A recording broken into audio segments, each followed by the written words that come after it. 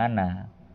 Jadi ya nggak apa-apa, yang hidup tetap hidup, yang meninggal ya kita Iya, kenang dan kita doakan.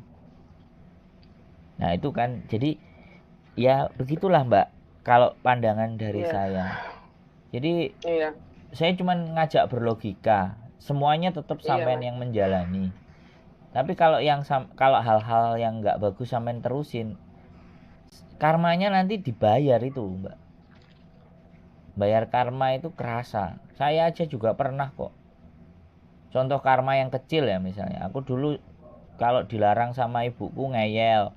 Makan makanan mesti minta yang paling banyak. Anaknya 3 gitu kan. Semua satu-satu aku minta 2.